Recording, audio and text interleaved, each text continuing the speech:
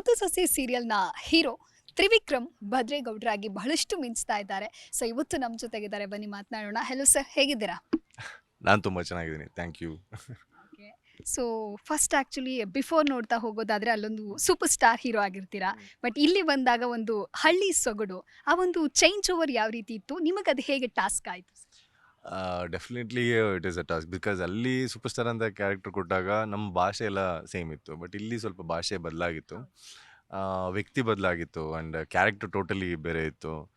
ಸ್ವಲ್ಪ ಇನಿಷಿಯಲಿ ಸ್ವಲ್ಪ ಅಡ್ಜಸ್ಟ್ ಆಗಿ ಕಷ್ಟ ಆಯಿತು, ಆಮೇಲೆ ಹೋಗ್ತಾ ಹೋಗ್ತಾ ಬೈ ಪ್ರಾಕ್ಟೀಸ್, ಬೈ ಡೈರೆಕ್ಟರ್ ಅಪ್ರೋಚಿಂದ, ಸೊ ಈ ವಿಷಯಗಳಿಂದ ಸ್ವಲ್ಪ ನನಗೆ ತುಂಬ ಹೆಲ್ಪ್ ಆಗಿ ಚೆನ್ನಾಗಿ ಬರ್ತಾ ಇದೆ ಈಗ. ಓಕೆ. ಸೊ ಮುದ್ದು ಸೊಸೆ ಸೀರಿಯಲ್‌ನಲ್ಲಿ ವರ್ಕ್ ಮಾಡ್ತಾ ಇದ್ದೀರಾ. ಒಂದು ಹಿರಿಯ ಕಲಾವಿದರ ಜೊತೆಗೆ ನೀವು ಆ್ಯಕ್ಟ್ ಮಾಡ್ತಾ ಇರೋದು ನಿಮಗೆ ಎಷ್ಟು ಖುಷಿ ಇದೆ? ಸೀರಿಯಸ್ಲಿ ತುಂಬಾ ಖುಷಿ ಇದೆ. ಅಂದರೆ ಒಂದು ಥಿಯರಿಟಿಕಲ್ ಪಾರ್ಟ್ ಅಂತ ನೋಡಿದ್ರೆ ನಾವು ಯಾವುದೋ ಕಾಲೇಜಲ್ಲೋ ಸ್ಕೂಲಲ್ಲೋ ಕಲ್ತ್ಕೊಂಡ್ಬರ್ತೀವಿ. ಬೈ ದಿಸ್ ಅಂದರೆ ಸೀನಿಯರ್ಸ್ಗಳನ್ನ ನೋಡಿ ಕಲಿಯೋದು ಎಷ್ಟಿರುತ್ತೆ ಅಂತಂದರೆ, ಸೆನ್ಸಿಬಲ್ ಆಗಿ ಅವ್ರು ಒಂದೊಂದೇ ರಿಯಾಕ್ಷನ್ಸ್ಗಳನ್ನ ಕೊಡೋದಾಗಿರ್ಬೋದು, ಚಿಕ್ಕ ಚಿಕ್ಕ ಡೈಲಾಗ್ಗಳನ್ನ ಸ್ಟ್ರೆಸ್ ಮಾಡೋದ್ರಿಂದ, ನೋಡೋದ್ರಿಂದ ಅವ್ರದ್ದು ಭಾವಗಳೇ ಒಂಥರ ಬೇರೆ ಥರ ಇರುತ್ತೆ, ಬಿಕಾಸ್ ಅವ್ರ ಎಕ್ಸ್ಪೀರಿಯನ್ಸ್ ಹಂಗಿರುತ್ತೆ. ಅದನ್ನು ನಾವು ನೋಡಿ ಕಲಿಯೋದು, ಒಂದೊಂದ್ಸತಿ ಕೇಳಿ ಕಲಿಯೋದು, ಇದೆಲ್ಲ ಒಂಥರ ನನಗೆ ಒಂಥರ ಕ್ಲಾಸಸ್ ಇದ್ದಂಗೆ. And by the way it approach me to reach next level ನನ್ನ ಹತ್ರ. ಓಕೆ. ಸೊ ಇವಾಗ ಒಂದ್ ಕಡೆ ನಿಮಗೆ ಮುದ್ದು ಹೆಂಡ್ತಿನೂ ಬೇಕು, ಅಷ್ಟೇ ಪ್ರೀತಿ ಕೊಟ್ಟು ನಿಮ್ಮ ತಂದೆ ಪ್ರೀತಿ ಕೂಡ ಬೇಕು ನಿಮಗೆ. ಸೊ ಹೆಂಗ್ ಮ್ಯಾನೇಜ್ ಮಾಡ್ತೀರಾ ಸದ್ಯಕ್ಕೆ ಆಗ್ತಾ ಇರೋ ಡೆವಲಪ್ಮೆಂಟ್ಸ್ ನೋಡಿದ್ರೆ? ಇಲ್ಲ, ಅದು ಯಾವಾಗ್ಲೂ ಭದ್ರಂಗ್ ಏನು ಅಂತಂದರೆ, I don't think too deep. ಅಂದರೆ ಅಂದರೆ ಕೇಳಿಸಿದ್ದು ಕಾಣಿಸಿದ್ದು ಅಷ್ಟೇ ಅವನಿಗೆ. ಈಗ ಅಪ್ಪಯ್ಯನ ಕಡೆ ನೋಡೋದಿದ್ರೆ 200% ಆ ಕಡೆ ಇರ್ತಾನೆ. ಈಗ ಹೆಂಡ್ತಿ ಅನ್ನೋದು ಏನಕ್ಕೆ ಬೇಡ ಅಂತ ಹೇಳಿದಾನೆ, ಅವನಿಗೆ ಕಂಡಿದ್ದು ಕೇಳಿದ್ದು ಸತ್ಯದಿಂದ ಮಾತ್ರ ಬಿಟ್ಟರೆ ಯಾವುದೇ ಆದ್ರ ಒಳಗೆ ಹರಿತುಕೊಳ್ಳೋವಂಥದ್ದು ಅಷ್ಟು ತಲೆ ಇಲ್ಲ ಅವನಿಗೆ. ಸೊ ಈಗ ಅಪ್ಪ ಬೇಕು ಅಂತ ಹೊಡೆದಾಡ್ತಾ ಇದ್ದಾನೆ, ನೋಡೋಣ ಏನೇನಾಗುತ್ತೆ. ಹಂಗಂತ ಅಪ್ಪ ಬೇಕು ಅಂತ ಮದ್ವೆ ಆಗಿದ್ ಕೈ ಹಿಡಿದ್ ಹೆಂಡ್ತಿನೇ ಬಿಟ್ಬಿಡೋದಾ?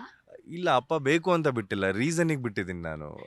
ಒಂದು ರೀಸನ್ ಇದೆ ಅದ್ರ ಬಿಹೈಂಡ್ ಇಟ್, ಆ್ಯಂಡ್ ಅದಕ್ಕೆ ಕ್ಲಾರಿಟಿ ಸಿಗಲಿ ಅಂತ ಬಿಟ್ಟಿರೋದು. ಅದಕ್ಕೇನಾದ್ರು ಸಿಕ್ತು ಅಂತಂದರೆ ಸೊ ಇಟ್ಸ್ ಓಕೆ. ಸೊ ಕಣ್ಮಣಿನ ಮದ್ವೆ ಮಾಡ್ಬೇಕಾದ್ರೆ ನೀವು ಏನು ಯೋಚನೆ ಮಾಡೋದಿಲ್ವಾ? ಬ್ಲೈಂಡ್ ಆಗಿ ನಂಬಿಟ್ಟು ಓಕೆ ಅಂತ ಒಪ್ಕೊಂಡ್ಬಿಟ್ರೆ ಹೇಗೆ?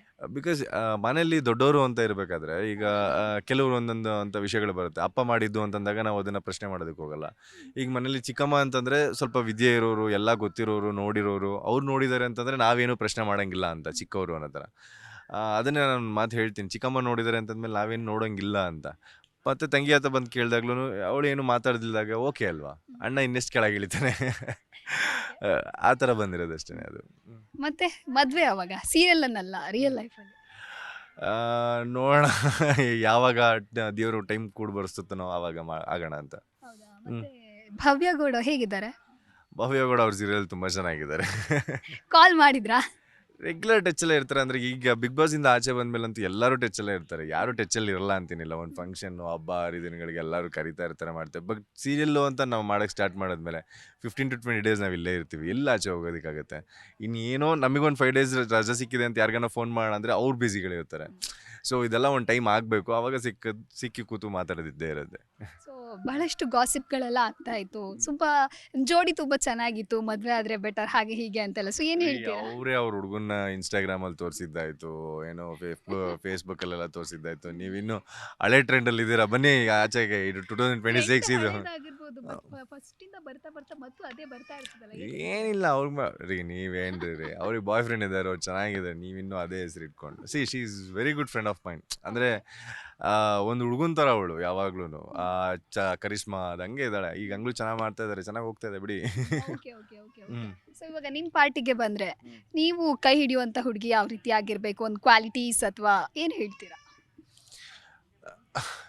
ನನಗೆ ಮದುವೆ ಆಗೋವಂಥವಳು ಅಂದರೆ ಕ್ವಾಲಿಟಿ ಇದೆಲ್ಲ ಅನ್ನೋದಕ್ಕಿಂತ ಗುಣದಲ್ಲಿರಬೇಕು. ಸೊ ಲಕ್ಷಣ ಅನ್ನೋದಕ್ಕಿಂತ ಅವಳ ಕ್ಯಾರೆಕ್ಟರಿಸ್ಟಿಕ್ಸಲ್ಲಿರಬೇಕು. ಸೊ ಅವಳ ಹತ್ರ ದುಡ್ಡು ಕಾಸು ಅನ್ನೋದಕ್ಕಿಂತ ಅವಳ ಹತ್ರ ಇರೋಂಥ ರಿಚ್ನೆಸ್, ಅವಳ ಒಳ್ಳೆತನ ಆಗಿರಬೇಕು. ಈ ಥರದ್ದೆಲ್ಲ ಇರೋಂಥ ಹುಡುಗಿ ಸಿಕ್ಕಿದಾಗ ಮದುವೆ ಆಗೋಣ. ಸೊ ಆದಷ್ಟು ಶೀಘ್ರದಲ್ಲೇ ಸಿಗಬಹುದು ಹಾಗಾದರೆ? ಸಿಗ್ಬೋದು. ಯಾಕೆ ಸ್ವಲ್ಪ ಯೋಚನೆ ಮಾಡ್ತಿದ್ದೀರಪ್ಪ? ಯೋಚನೆ ಮಾಡ್ತಿದ್ದೀರಾ ಅಂತಂದ್ರೆ ಏನು? ಸಿಗ್ಲಿ ಅಂತಾನೆ ನಾನು ಹೇಳ್ತೀನಿ, ಯಾರು ಬೇಡ ಅಂತ ಹೇಳ್ತಾರೆ.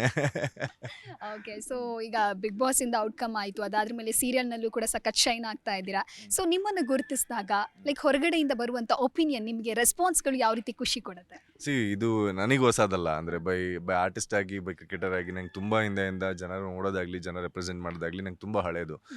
ಬಟ್ ಯಾವಾಗ್ಲೂ ನಾವು ಮಾಡೋದಂಥ ವರ್ಕಿಗೆ ಒಂದು ಅಪ್ರಿಸಿಯೇಷನ್ ಅಂತ ಬಂದಾಗ, ಈಗ ಬಿಗ್ ಬಾಸ್ ಆಯಿತು, ಹೋದ ವರ್ಷಕ್ಕೆ ಮುಗ್ದೋಯ್ತು ಅದು. ನಮಗೇನು ಅಂತಂದರೆ ಒಂದು 120 ಎಪಿಸೋಡ್ ಮಾಡಿರ್ತೀವಿ, ಅದನ್ನು ಬರ್ತೀವಿ, ಆಚೆ ಬಂದಿದ ತಕ್ಷಣ ಅಷ್ಟೇ ಅದು. ಅದರಿಂದ ನಾವಿನ್ನೇನು we can't get out of it, ಅಂದರೆ ಏನು ತೊಗೊಳೋದಕ್ಕಾಗಲ್ಲ. ಈಗ ಅದ್ರ ಮುಖಾಂತರ ಬಂದಾದ್ಮೇಲೆ ಒಂದು ಒಳ್ಳೆ ಪ್ರಾಜೆಕ್ಟ್ ಮಾಡ್ತಾ ಇದೀವಿ, ಅದನ್ನ ನೋಡಿ ಜನ ಮಾತಾಡ್ತಾ ಇದ್ದಾರೆ, ದಟ್ ಇಸ್ ಓಕೆ.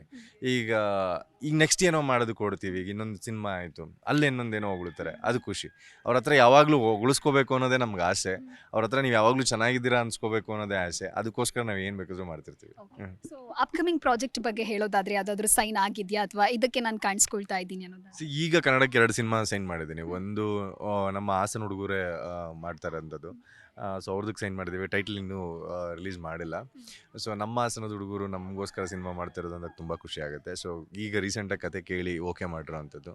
ಈಗ ಸ್ಕ್ರಿಪ್ಟ್ ರೀಡಿಂಗ್ ನಡೀತಾ ಇದೆ. ಅದು ಬಿಟ್ಟರೆ ಇನ್ನು ಬೇರೆ ಲ್ಯಾಂಗ್ವೇಜಲ್ಲಿ ಒಂದು ಮಾತುಕತೆ ನಡೀತಾ ಇದೆ. ಇನ್ನು ಕನ್ನಡದಲ್ಲೇ ಇನ್ನು ಕ್ಯಾರೆಕ್ಟರ್ಗೋಸ್ಕರ ಒಂದಷ್ಟು ಮಾತುಕತೆ ನಡೀತಾ ಇದೆ. ಅದು ಬಿಟ್ಟರೆ ಇನ್ನು ಯಾವುದೂ ಇಲ್ಲ.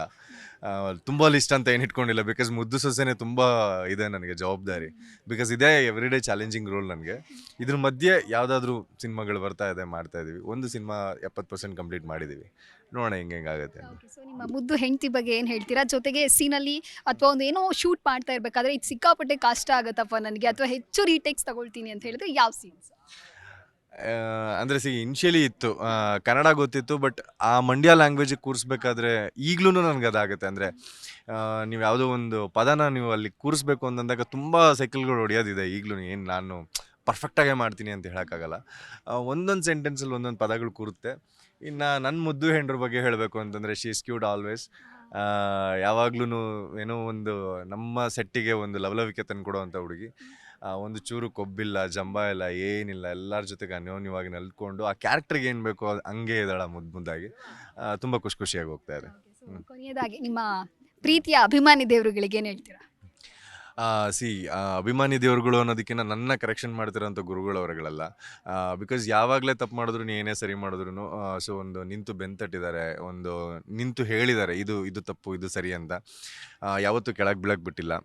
From the day one Padmavati Navratri ಆಗಿರ್ಬೋದು, ಫ್ರಮ್ ಟಿಲ್ ಟುಡೇ ಮುದ್ದು ಸೊಸೆ ತನಕ ತುಂಬ ಇಷ್ಟಪಟ್ಟಿದ್ದಾರೆ. ಆ್ಯಂಡ್ ಅದನ್ನು ಹೇಳಿದ್ವ, ಅವ್ರನ್ನ ಬೀಳಿಸ್ದಂಗೆ ನೋಡ್ಕೊಳ್ಳೋ ಜವಾಬ್ದಾರಿ ನಂದು. ನಿಮ್ಮನ್ನ ಯಾವಾಗ್ಲೂ ಮೇಲೆ ಇಟ್ಟು ನೋಡೋ ಥರ ನಾನು ನೋಡ್ಕೋತೀನಿ. Thank you thank you so much sir. ಮುಂದೆ ನಿಮ್ಮ ಬರುವಂತಹ ಅಪ್ಕಮಿಂಗ್ ಪ್ರಾಜೆಕ್ಟ್ಗಳೆಲ್ಲೂ ಕೂಡ ಒಳ್ಳೆಯದಾಗಲಿ. Thank you so much. Thank you.